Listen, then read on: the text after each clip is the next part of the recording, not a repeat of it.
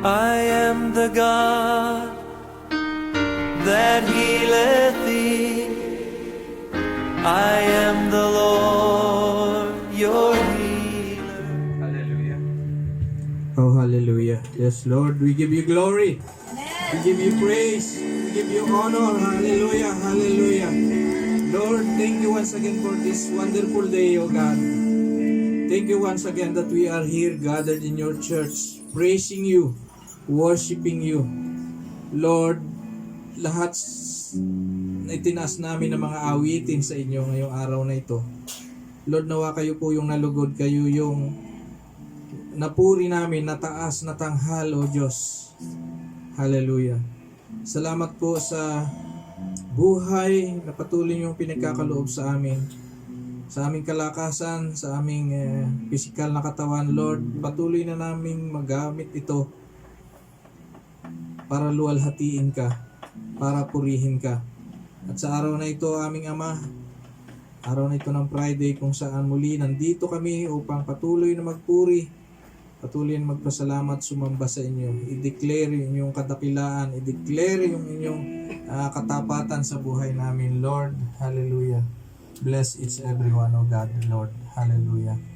Muli po, salamat po sa pagkakataong ito at hayaan mo, Ama, na sa mga oras na ito kami po ay makinig ng iyong salita, magsalo-salo sa inyong mensahe at dalangin ko, Panginoon, na ang mga salita nyo ay patuloy na magrema sa aming mga buhay, sa aming mga puso.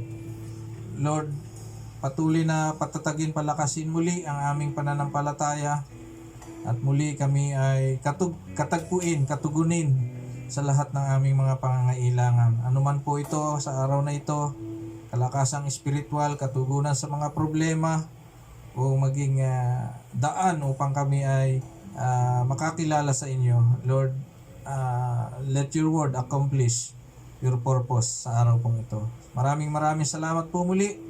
At sa araw na ito, O Diyos, we declare the victory ng aming pong gawain sa pangalan lamang ng aming Panginoong Jesus. Amen and amen.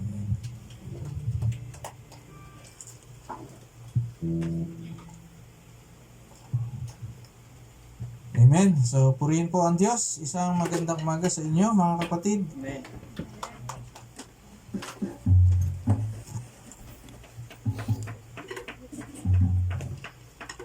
Pwede na pong makaupo ang bawat isa.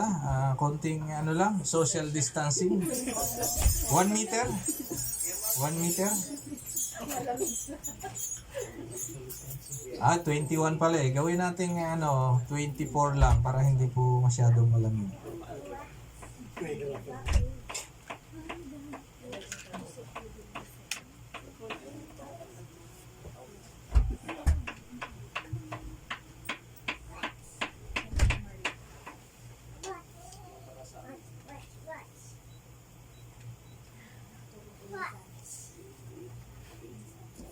Amen.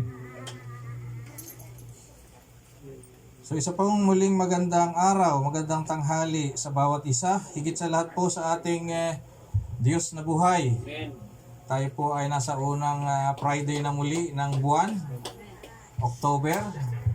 Mabilis na lumilipas, dumaraan po ang mga araw, ang buwan.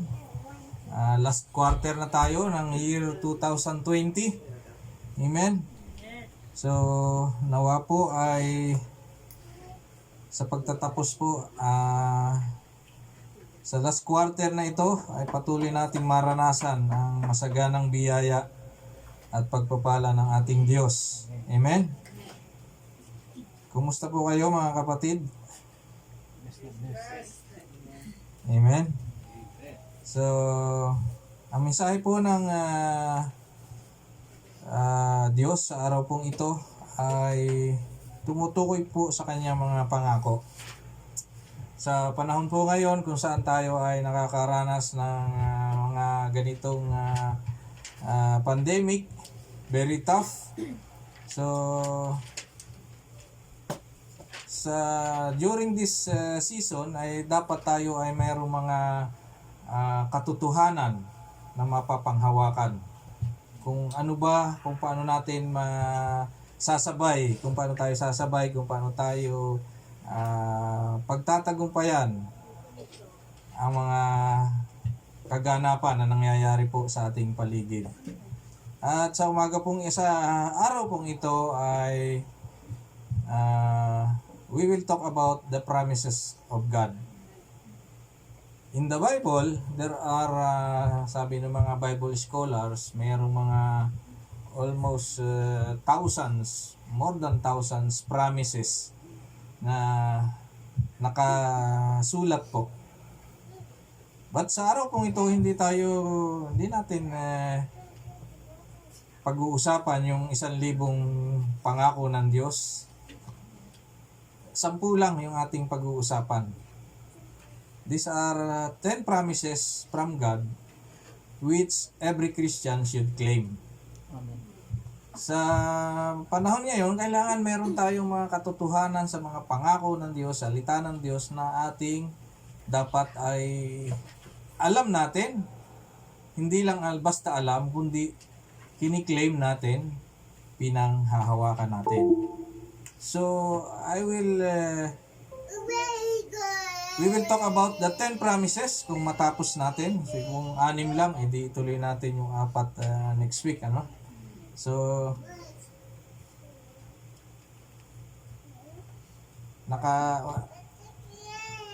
Kuya Jeff, naka na? Amen. So, 10 promises from God, every Christian should claim. 10 pangako, ito po yung mga narinig na natin, mga nabasa na natin, napag-aralan na natin. But have we claimed it? Pinanghawakan na ba natin to? Ginagamit ba natin ito sa ating pangaraw-araw? Sa panahon ng pandemic, sa panahon ng taghirap, during tough times, aalala ba natin, iisip ba natin yung mga pangakong ito ng Diyos? Sabi nga, promises, ang kasabihan natin, are made to be. Hindi po totoo yun. Promises yun ng mga tao. But God's promises are made to be fulfilled. God's promises are made to come into pass. Para mangyari, para maganap. So sa araw pong ito, sa umaga pong lagi kong nababanggit yung umaga, tanghali na nga pala eh.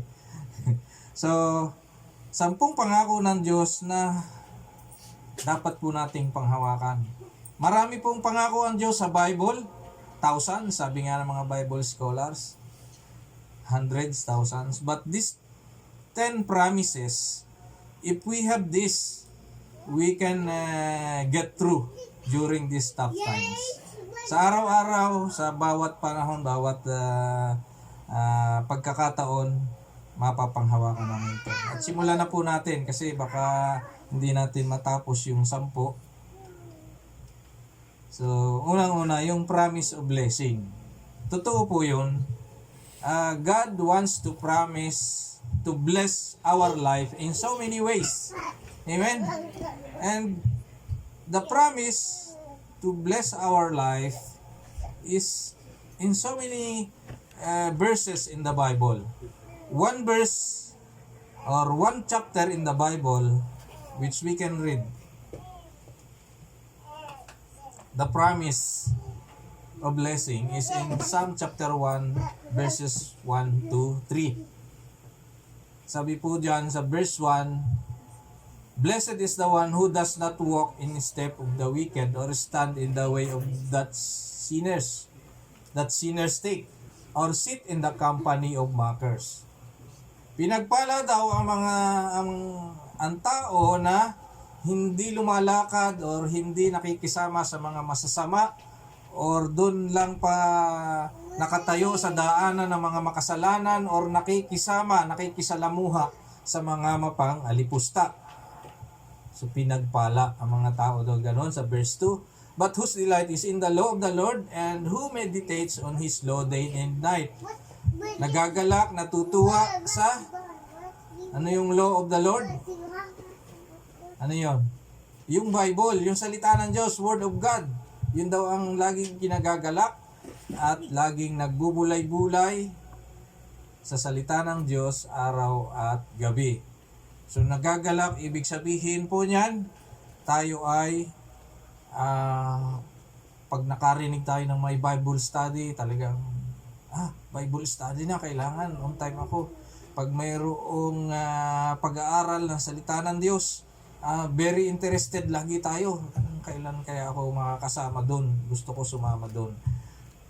Mayroong nagsasalita about the Word of God, lalo sa panahon na katulad po ng mga ganitong oras, ipinipreach ang salita ng Diyos. Interesado tayo, and we are delighted by hearing the Word of God.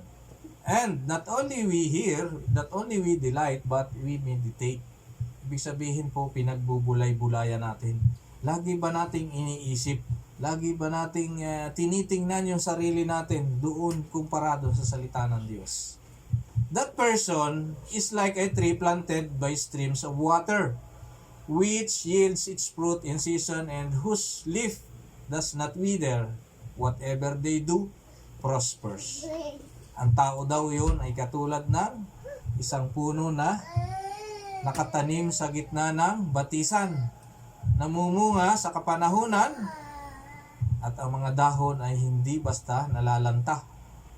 At ang maganda, kahit anong gawin, nagtatagumpay. Nagpo-prosper ang ating lahat ng mga ginagawa. Kaya nagtatrabaho ka man, kaya may project ka mang sarili mo, kaya nagninegosyo ka, lahat daw ng iyong gawin, kahit sa Panginoon, kahit sa pansarili mo, sabi diyan, whatever they do, prosper. So, yan po yung taong blessed. Yan po yung promise ng Lord sa bawat isa sa atin. We are blessed.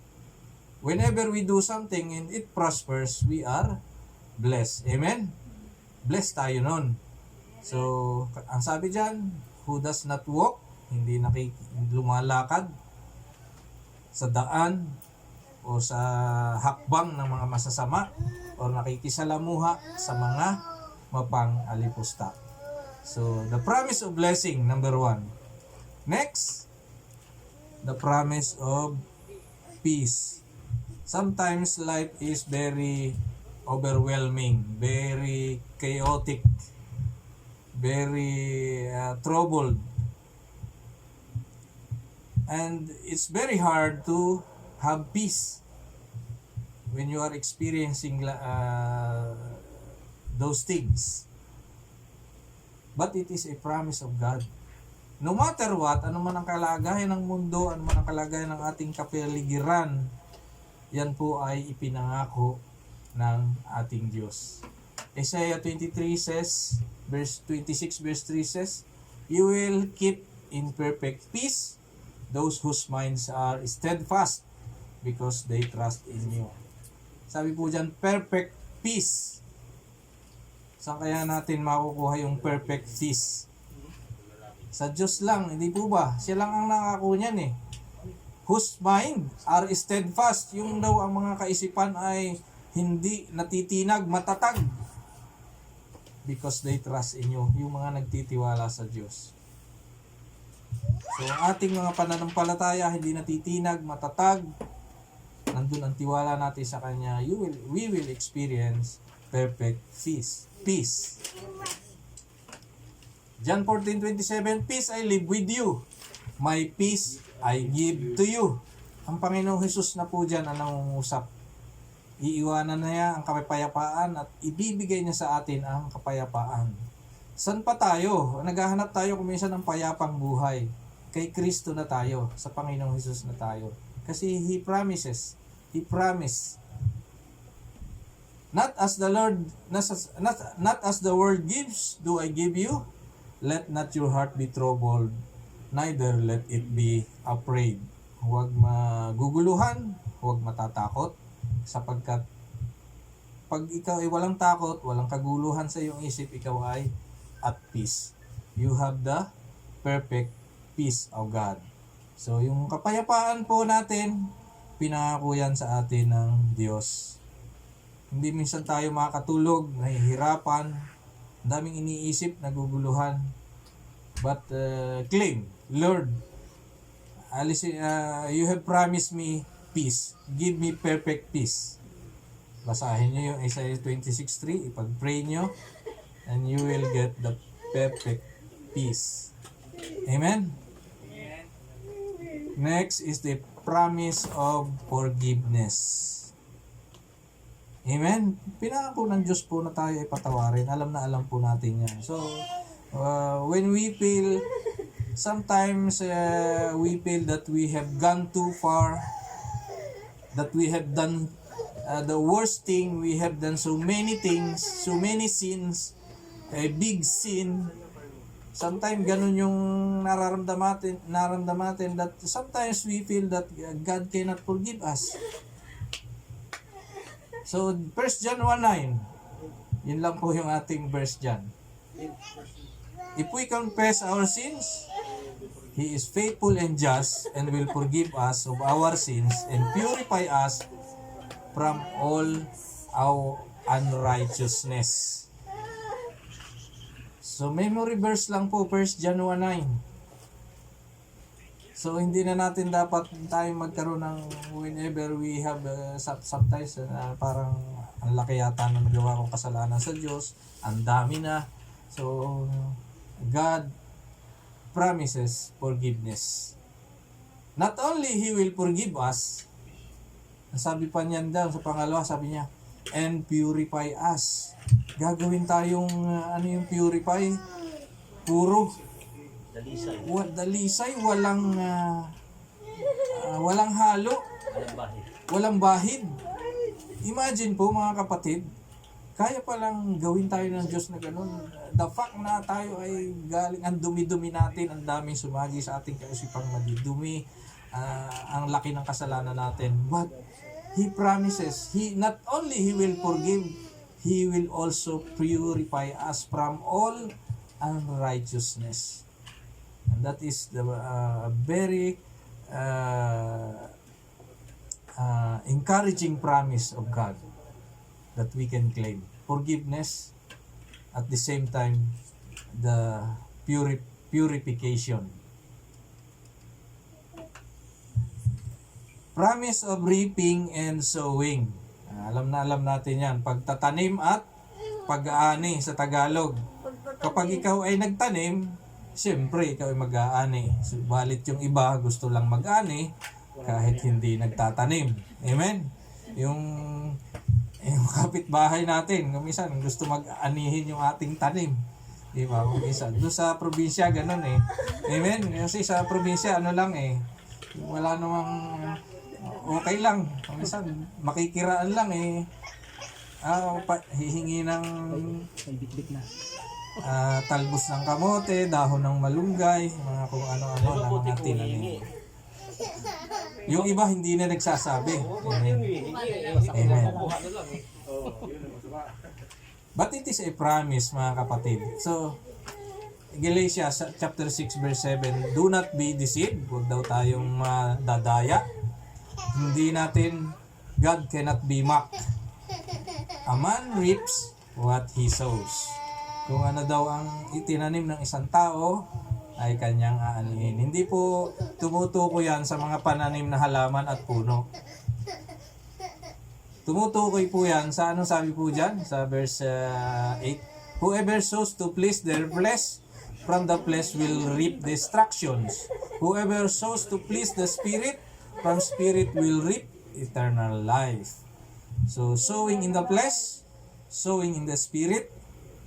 When you sow in the flesh, you will reap destruction. Ano po ibig sabihin? When you sow in the Spirit, you reap eternal life. Ang flesh, lagi, alam naman natin yung ating flesh. Itong katawan natin, itong ating five senses, anong hilig nito? Laging kontra sa Diyos eh. Wala itong hilig, itong mga katawan natin na ayon sa kalooban ng Diyos. Laging palayo. Yung ating nakikita, yung ating nadidinig, gusto natin kakaiba lagi eh.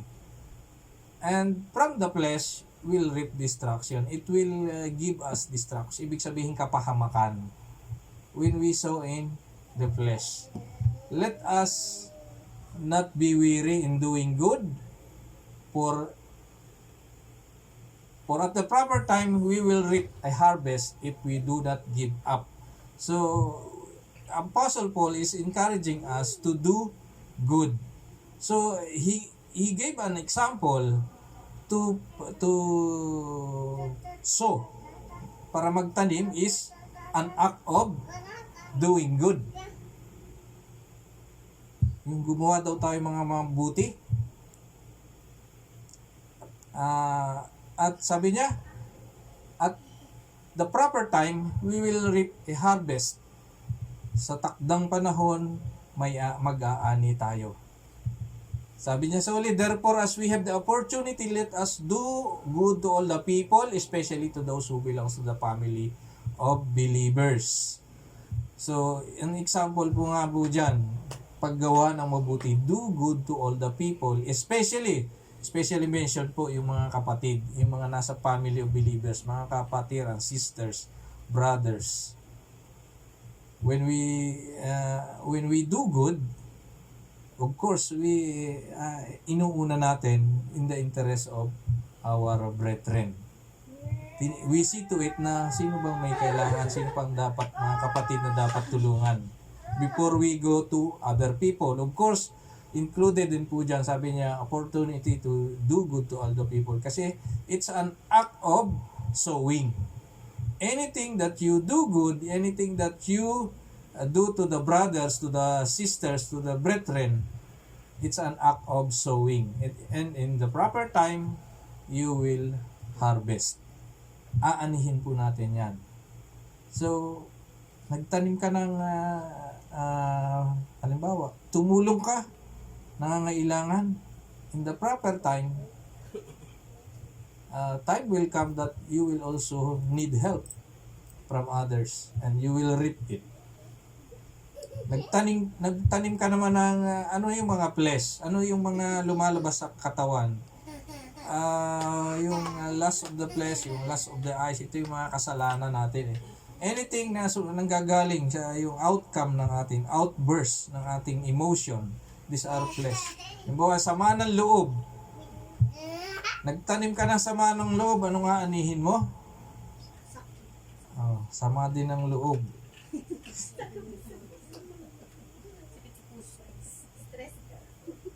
Amen. Sabi na sa a man reaps what he sows. So why not why not sow love? Bakit hindi yung pag-ibig ang itanim natin? Yung pagmamahal, pagtulong. Then we will reap in due time. So it's a promise to us. Let's sow what is good, mga kapatid.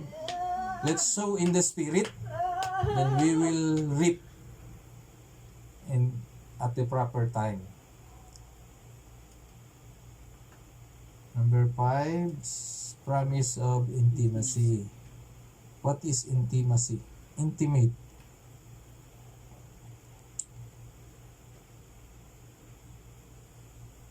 Sometimes, alam niyo po mga kapatid, sometimes we feel disconnected and distant from God. Na-feel na po na ba niyo yun? Parang ang layo ko yata sa Diyos. Parang hindi yata ako connected. The reason is not because God moved away. Hindi po yun. Parang kumisan ganun eh. Lord, ang layo-layo mo na. Iniwan mo na ako. Parang yung mga ganun ba ng mga hugot ng mga Kristiyano pagka yung nakakaranas ng problema. But He promises to meet you if you draw near to Him. Kaya tayo kuminsan nalalayo o kuminsan pakiramdam natin malayo tayo sa Diyos. The reason is we move away from Him. Tayo yung lumayo. Tayo yung umalis. Tayo yung tumalikod. But God promises in James 4:8, James 4:8 says, come near to God and He will come near to you. Amen? If we change yung go away, God will not, hindi pwede. Kasi God cannot go away from you. Ang sabi lang, whenever you come near to God, whenever you seek God, sabi niya, He will come near to you. Siya po ay lalapit po sa atin. And He will not move away. Tayo po yung lumalayo. Kaya po tayo kuminsan nararanasan natin na we are distant, we are disconnected to God. Amen? So intimacy, yung intimate, intimacy means not only a normal relationship. An intimate relationship with God is just like one example that we are intimate with in our relationship is very good example, husband and wife. Amen? Doon sa mga may asawa na. We are very, very intimate with each other. Di ba? Ibig sabihin ba ng intimate, even the inner things you know. Yan ibig sabihin intimate. Alam mo yung kulo niya. Basta alam mo yung lahat na karakter na nasa loob niya na hindi alam ng ibang tao. Kasi kailaliman talaga. Kaya nga intimate. The same is true with God. When we say we want, God wants intimacy, kailangan alam niya kung ano yung emotion yung nasa kalooban mo, ano yung iniisip mo. At the same time, we should also have to know the will of God, the inner will of God. That is through our quiet time and by hearing the word, by learning the word of God.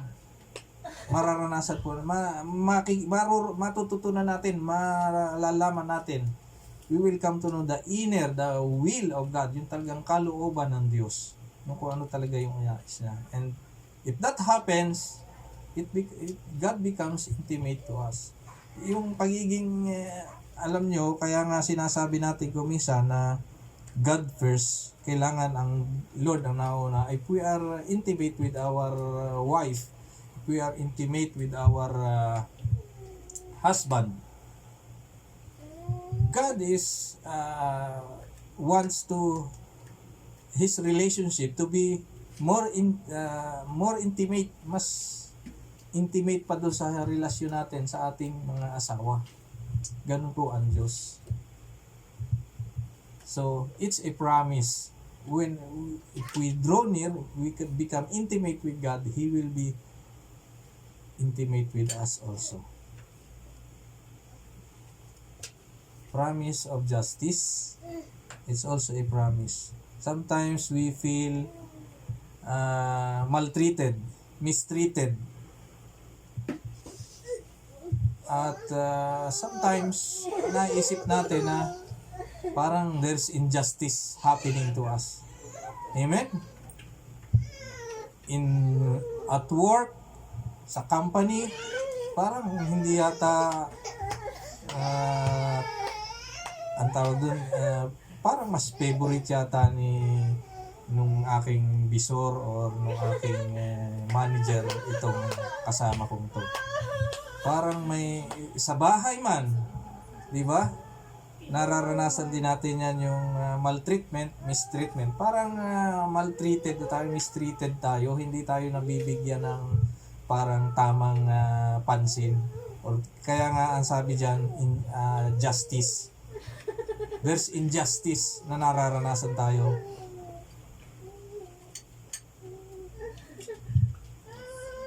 Na may na-offend tayo o talagang may nagawa sa ating kasalanan. Sometimes parang na-feel natin that those who did this will go only unpunished. Parang wala lang, hindi lang sila nabigyan ng naparusahan. But you know, mga kapatid, in Romans 12:19, do not take revenge. Sabi po ng Lord. My dear friends, leave room for God's wrath. For it is written, it is mine to avenge. I will repay, says the Lord. This is the benefits pa. This is the blessing of being a child of God, mga kapatid. You should not feel that there is injustice happening around you or with you. If you have, because God promises to take justice for us. Sabi niya, it is mine to avenge. Whenever na tayo'y naaapi, natatapakan, hindi lang tinatapakan, tinitiris pa kung minsan tayo sabi claim po natin ito. Romans 12:9, sabi, Lord, you will repay. Sabi niya, avenge is yours. Kung ito po yung minsan na mga Kristiyano, ang mga anak ng Diyos, kung minsan ay nalilimutang i-claim. Kaya kung minsan, kapag sila ay nakaranas ng parang na-offend, parang merong kakaiba na tinanggap o narinig, hindi palalampasin, talagang magsasalita rin. Hindi, ako ang tama Hindi, mali yun mali. Kailangan ipakita ko sa kanya na hindi tama yung ginawa niya. But sabi ng Lord, no, it is mine to avenge. Yan po ang sa atin, mga anak ng Diyos. Promise po yan sa atin. Kaya we don't need to do our steps to move whenever we are being yung tayo ay inaapi, tinatapakan, or talagang sinasaktan na. Sinasaktan na. Kailangan i-claim natin to. Lord, I will leave you. Sabi niya, do not take revenge. Sabi ng Lord, I will leave your wrath. Kasi hindi rin gusto po, alam nyo, hindi rin naman, bilang mga anak niya, hindi gusto ng Diyos na tayo ay inaapi-api, tinatapak-tapakan ng kung sino na lang. Lalo tayo talagang tapat na lingkod niya. Ito, si Marvin, tapat na lingkod ko ito. Hindi ko ito hahayaan na ganituhin na lang, maliitin. Hindi po talaga hahayaan niya. Sabi niya, it is mine to avenge. I will repay. So, let everything, let God takes everything. Promise of grace. Nakailan na tayo? 7. Okay, 7 na. Konti na lang.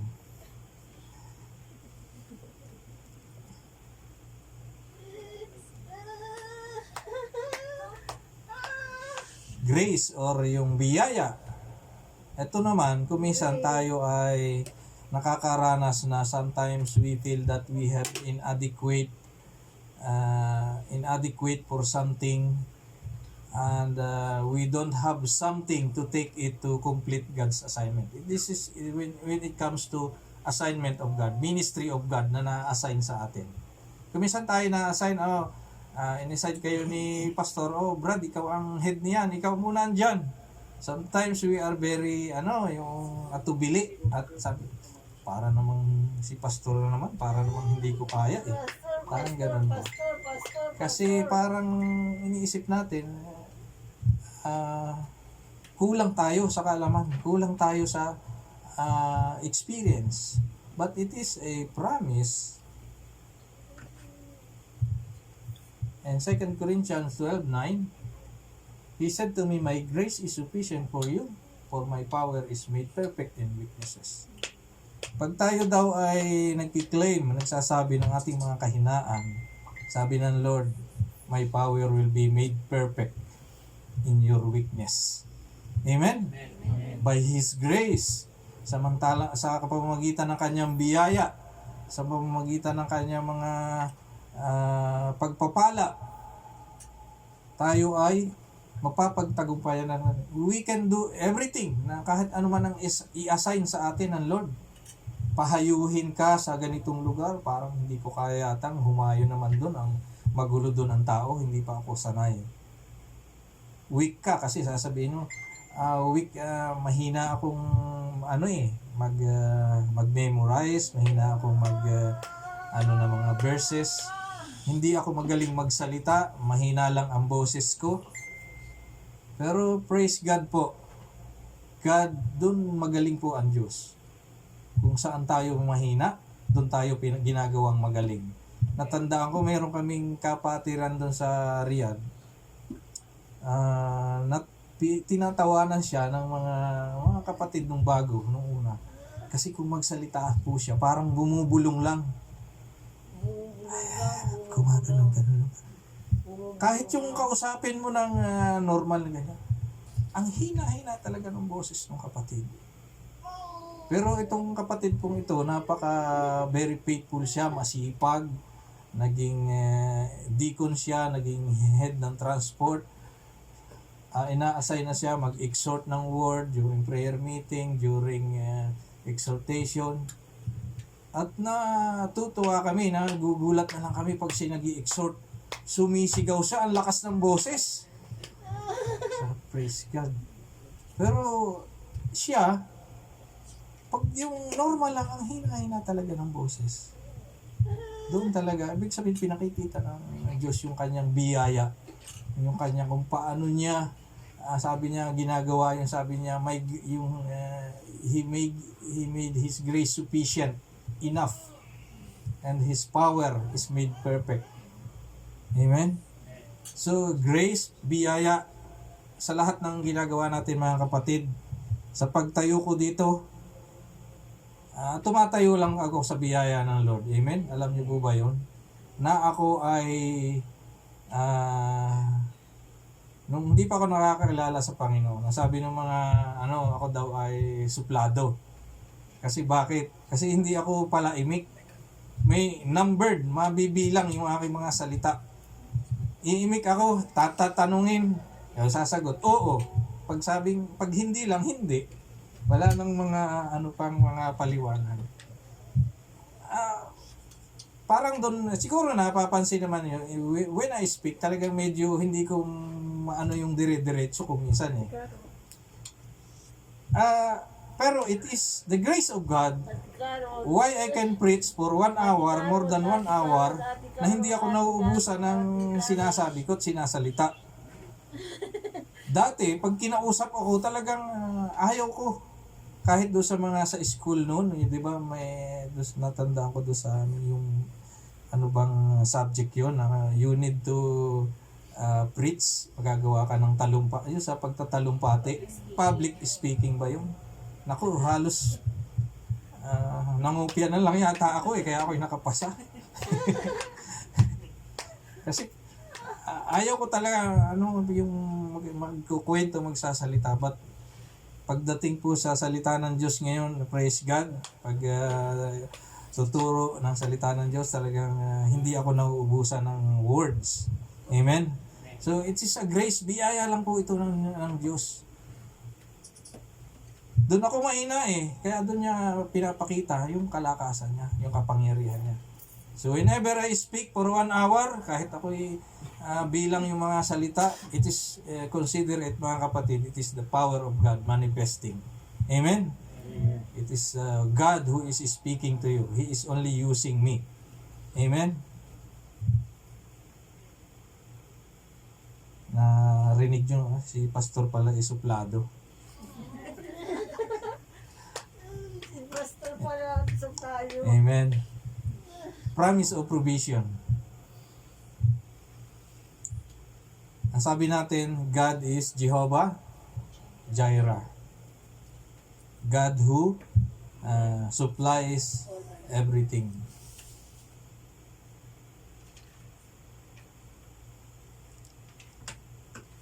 Sometimes we question whether God will provide all of our needs, di ba?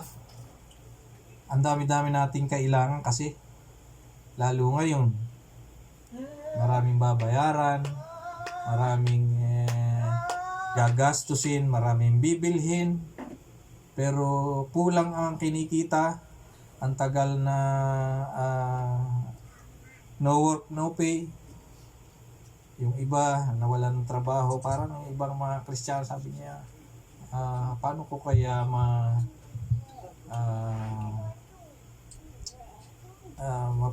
matutugunan yung mga pangailangan ng family ko. But God promises, He says in 2 Corinthians 9:8, God is able to supply you abundantly. Tandaan nyo mga kapatid, pag nag-supply ang Diyos, it is not only yung normal, but He will supply us abundant. Hindi yung tama lang. Pag abundant kasi, pag sinabing abundant, ibig sabihin merong, merong labis. Amen? Hindi lang yung tama lang sa iyo. Hindi po ganun ang Lord pag nag-supply sa atin na yung tama lang na bibigyan ko ito ito tama lang ito sa iyo, tama na yung sa iyo, 1,000 reals lang kasi ito lang mga kailangan. Or ito lang yung kailangan mo, ito lang sweldo mo, 2,000. When sabi niya, and God is able to supply you abundantly. Pag nag-supply daw ang Lord, abundant, labis. So that in all things at all times, sa lahat daw ng mga bagay at sa lahat ng pagkakataon, having all that you need, na mayroon ka mga pangailangan, you will abound in every good work. Amen. That's the reason why God supplies us abundantly. In order for each every one of us to abound in every good work, para tayo ay magamit sa mga kawang gawa, sa mga ibig sabihin maging channel, we channeled yung labis doon sa nangangailangan. Every good work, whenever halimbawa doon may nangangailangan ng tulong, doon may kailangan bilhin, doon may kailangan padalahan yung family mo, yung kaibigan mo, you can abound. Sabi niya, having all that you need is because God promises provision. Yung mga pangangailangan natin. So, kaya ang tawag natin ay Jehovah Jireh. He is Jehovah Jireh. It is the name of God. God who supplies, who provides everything. Everything abundantly. Tandaan po nyo yun, Jehovah Jireh. Jehovah Jireh. Nagbibigay ng provision, ng supply abundantly. Number na tayo? 10 na 9. 9. Nakala ko 10 na. Ilan na ito? 10. Amen. Do you know that God can recycle every event in your life? Providence means pangangalaga, cares. Sometimes we have so many things in our life na sabi natin wasted or sayang lang, walang tawag doon, walang kwenta sa ibang salita. But God can recycle every event in our life for the good and for His glory. Amen? Yung mga sa tingin daw natin ay hindi magagandang bagay na nangyayari sa buhay po natin, God can recycle it. Amen? It is promise in Roma 8:28. We know this. Ayan, tamang-tama. Sabi nga doon, and we know. Unang-una pa lang, dapat, and we know. Ano ibig sabihin ng and we know? Alam, sapagkat alam natin. Alam ba natin, mga kapatid? Amen. Baka and we don't know. Hindi po yun, ganun. And we know that all things God works for the good. Ang Diyos daw ay gumagawa sa ikabubuti ng mga nagmamahal sa Kanya. Those who love Him, who have been called according to His purpose. Yung mga tinawag according to His purpose. Alam nyo mga kapatid, we Christians, we children of God, we are called according to God's purpose. Amen? We have a purpose. Every one of us. May purpose po ang Diyos sa tawag sa atin. There is a common purpose for us. May common na purpose, but everyone has may iba-iba, may mga distinct purposes na specific lang sa bawat isa sa atin. And for that we are called by God. ang bawat isa sa atin.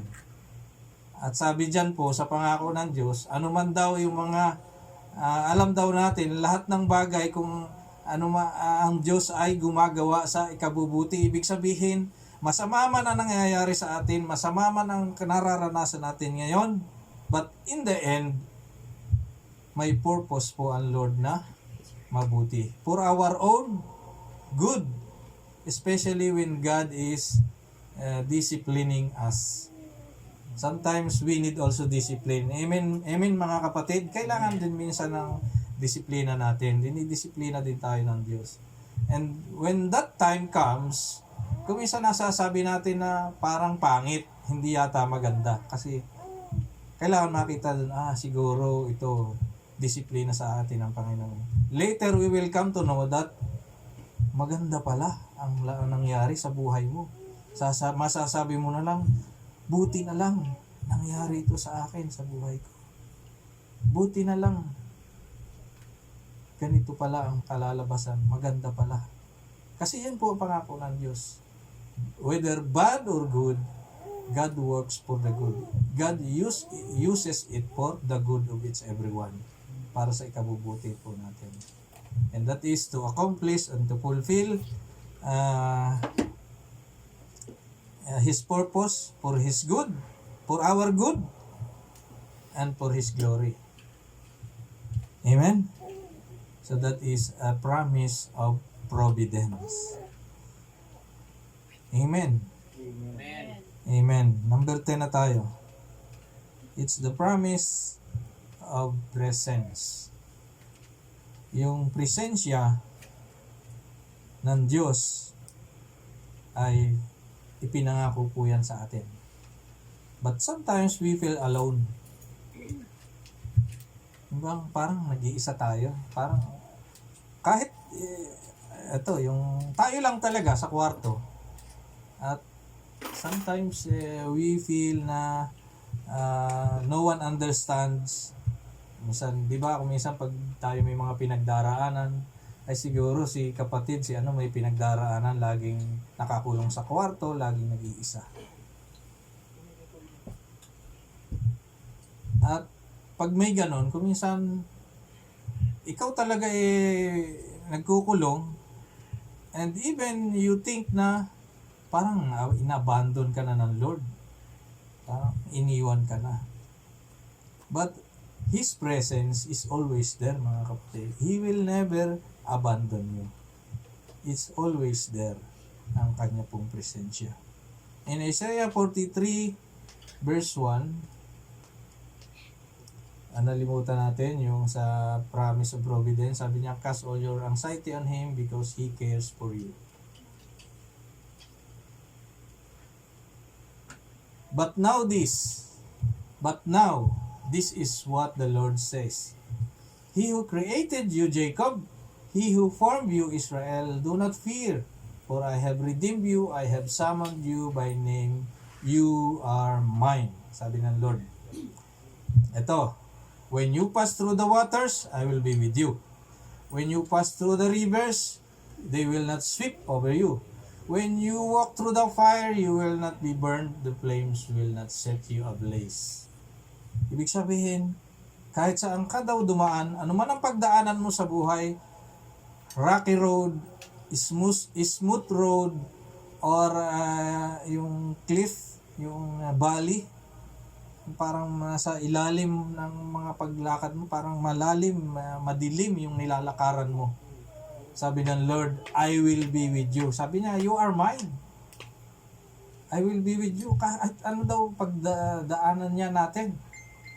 Tubig, yan po ang sinisimbolize niyan. Tubig at river, yung mga apoy.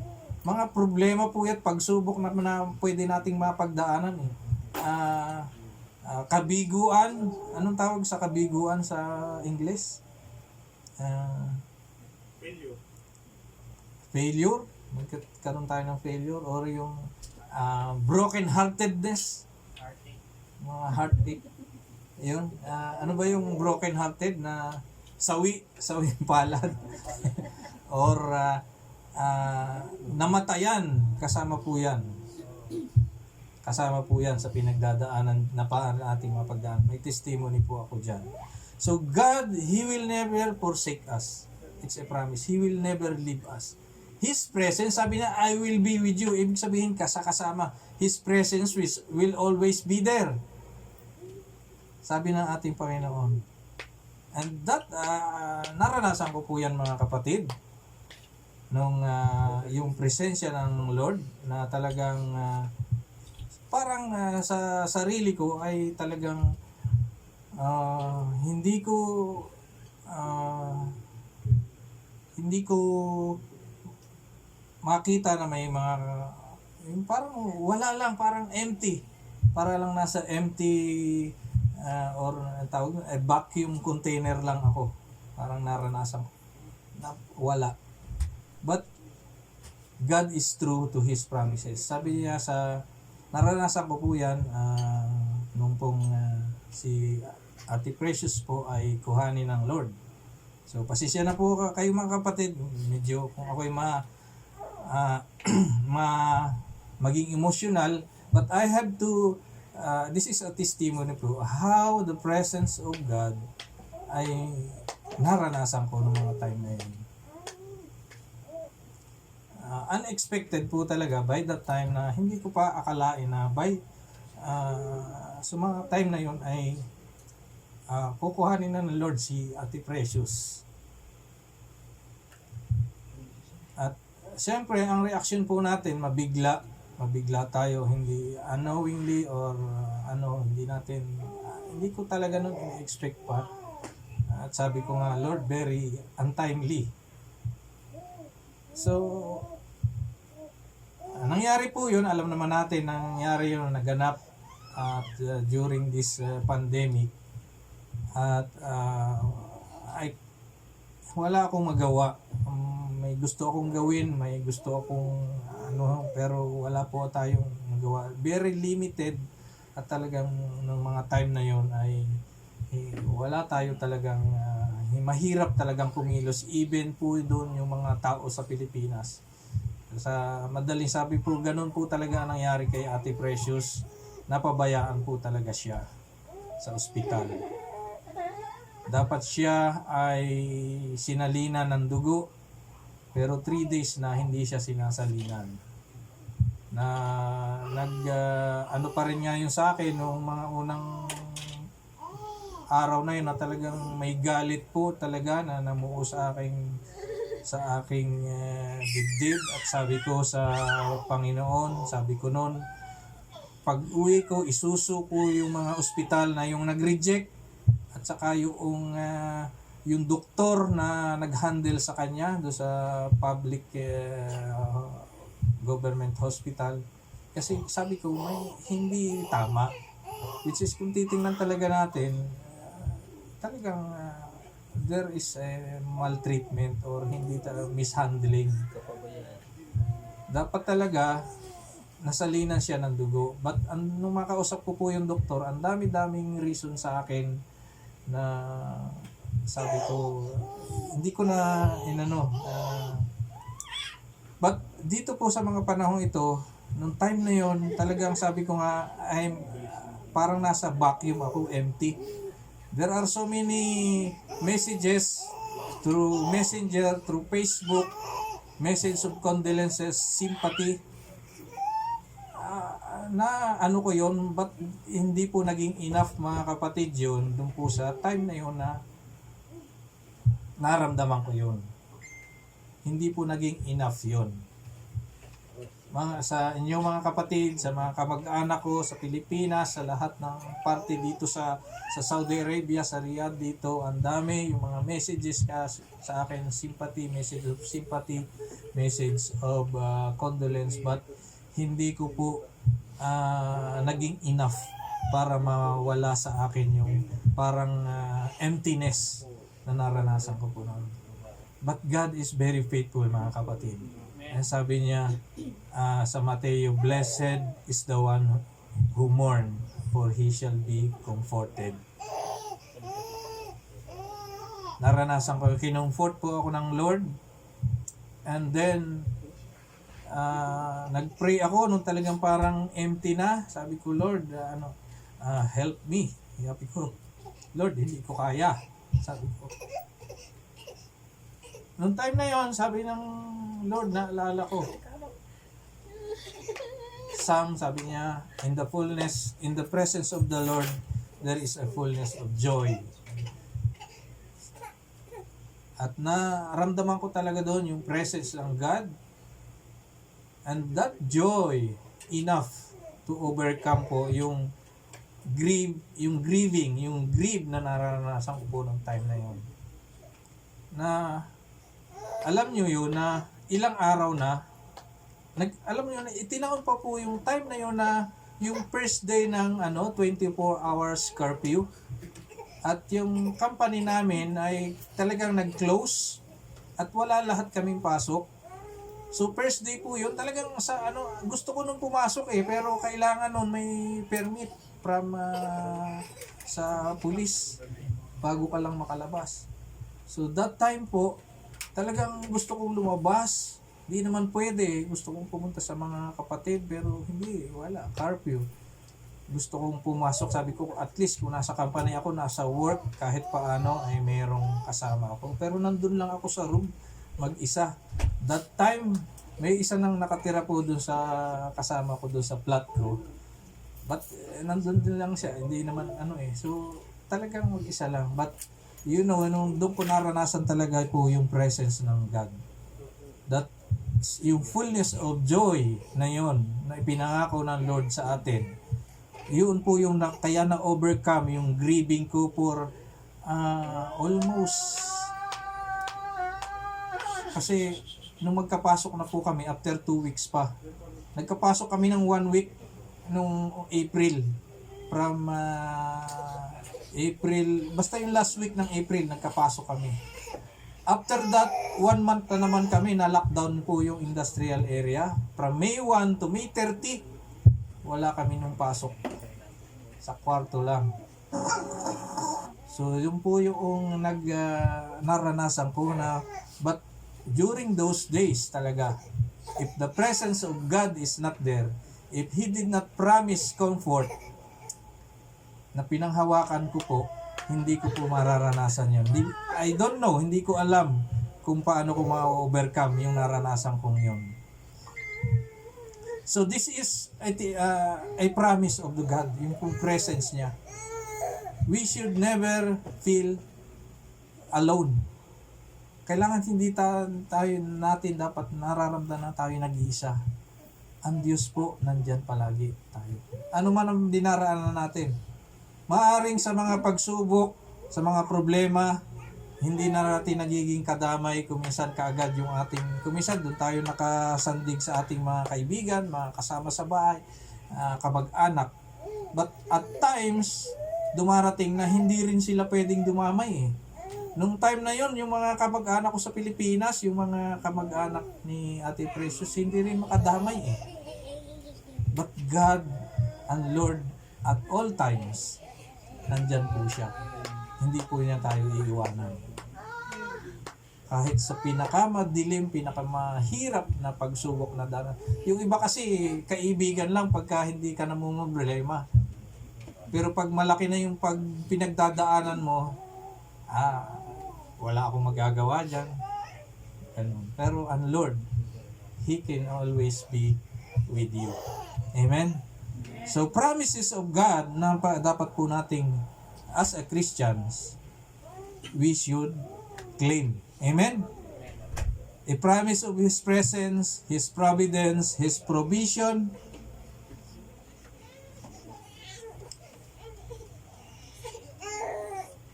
His grace, justice, intimacy, a promise of sowing and reaping, forgiveness, peace, and blessing. 10 po ito mga kapatid. We can claim this. And ano man po maranasan natin, we have these 10 promises. Enough para po tayo maging malakas. Amen? So let's all stand up mga kapatid. And we will pray. Hallelujah. We praise you, Father God. Hallelujah. We thank you for all your words, for your message that we hear today, O Lord. Thank you for your promises. You are a faithful God. You are faithful with your promise. Tapat ka nga, O Diyos, sa inyong mga pangako. Kaya naman, ang bawat isa sa amin, kami ay dapat lang na panghawakan ng mga pangakong ito. Salamat po, Ama, na ikaw ay Diyos na nakakaunawa sa lahat at nakakaalam ng aming mga pangangailangan, ng aming mga pinagdadaanan. Kaya naman sa mga salita mong ito na narinig namin sa umaga pong ito, Lord, let it go to the bottom of our heart, our mind, upang sa ganon, during tough times, ay mapanghawakan namin ang mga salita mong ito, mga pangako mong ito. Lord, you have everything for us. Blessing, relationship, intimate relationship, your presence, your justice, everything we need. Lord, you have your promises, O God. Maraming salamat po at patuloy, O Diyos, na panghawakan namin. Tuloy na i-meditate namin day and night ang mga pangako mong ito. Lord, you have your purpose sa bawat isa sa amin. You have your ministry, your assignments.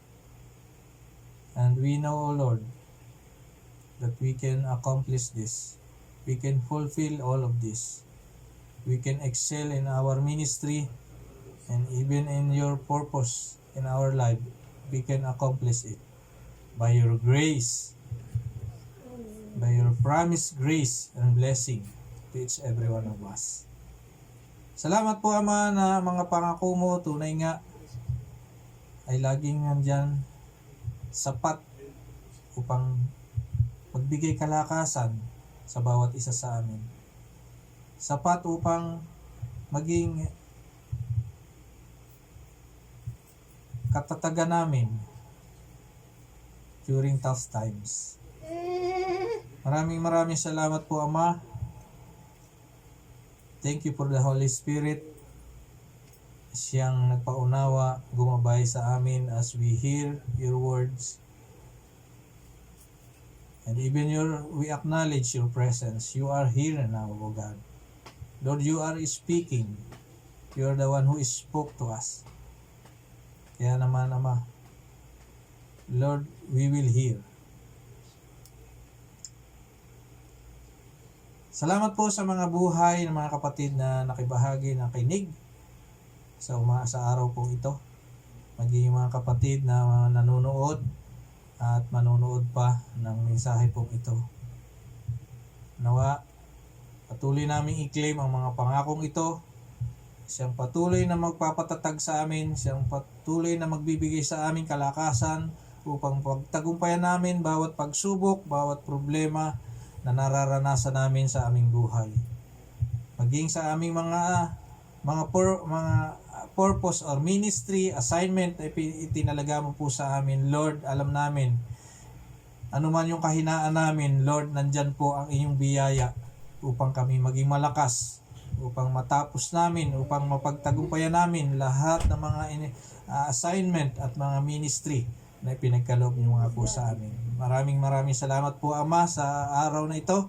At muli po, sa iyo lang namin ibinibigay at ibinabalik ang aming mga pasasalamat, aming papuri, aming pagsamba sa pangalan po ng aming Panginoong Jesus. Amen and amen. Praise God. So tayo po ay dadako po sa ating First Friday communion.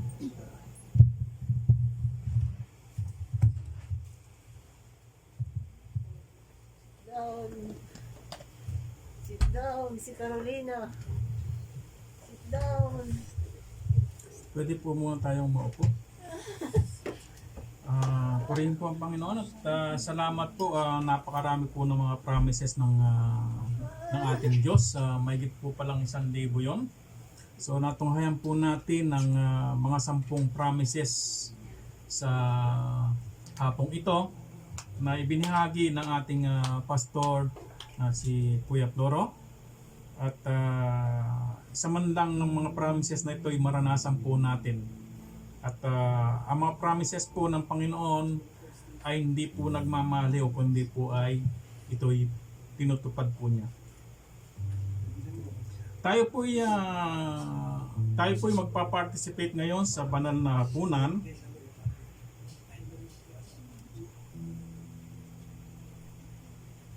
Kung saan ang Panginoong Jesucristo at that time ay reveal po niya ang pagkakanulo po ng isa sa mga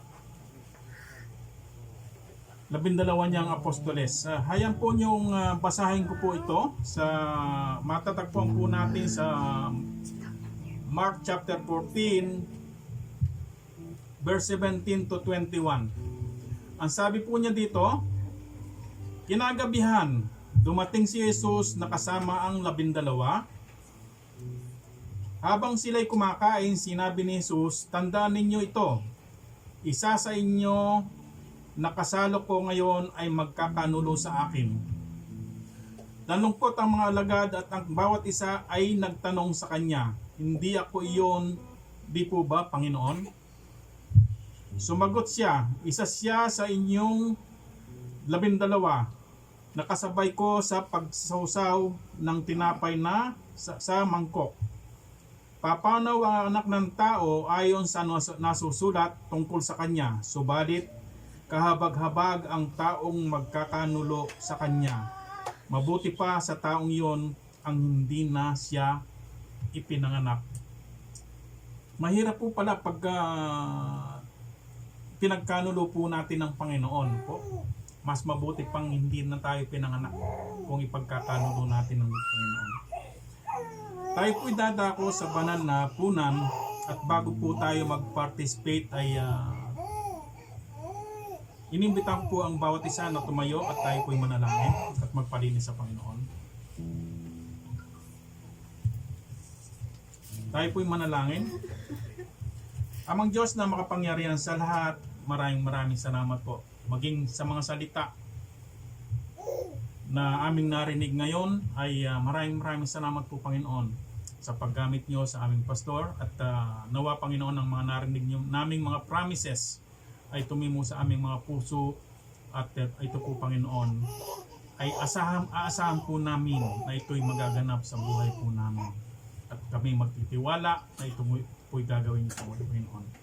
Maraming salamat po at inaalala po namin Panginoon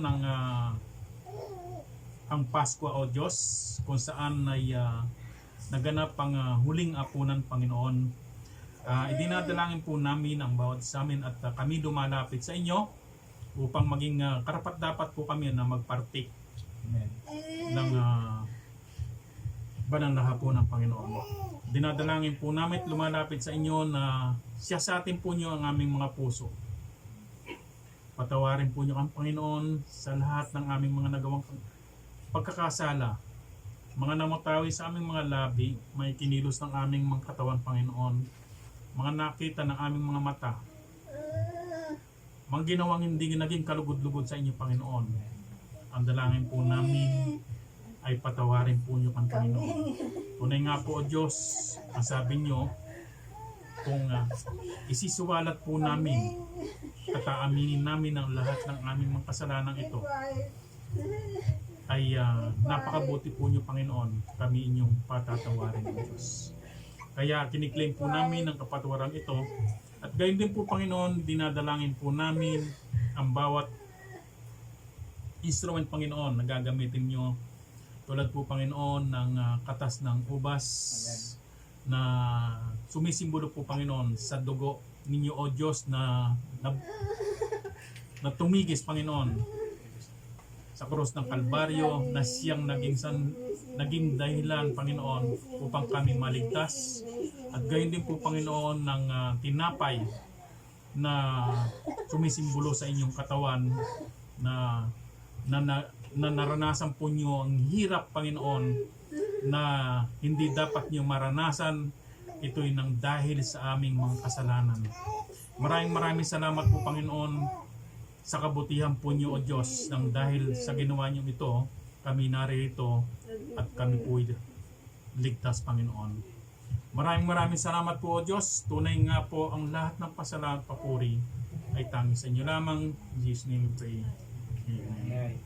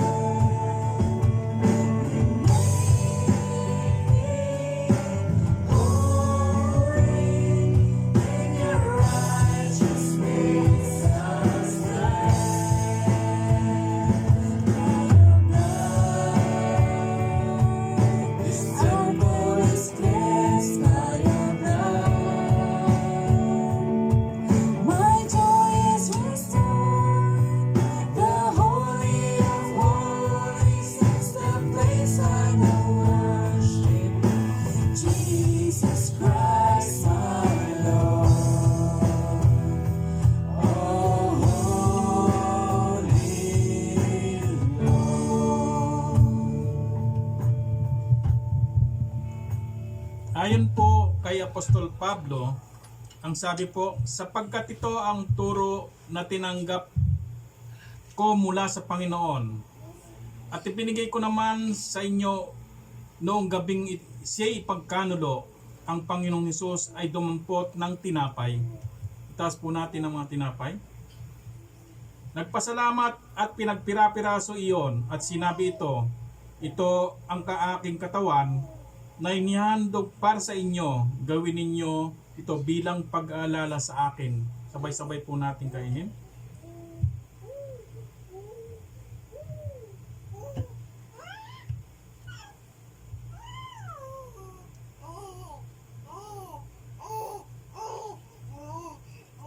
Matapos maghapunan, dumampot din siya ng kopa. Itaas po natin ang ating kopa. At sinabi, ang kopang ito ang bagong tipan na ipinagtitibay ng aking dugo. Tuwing iinumin ninyo ito, gawin ninyo bilang pag-alaala sa akin. Sabay-sabay po natin inumin.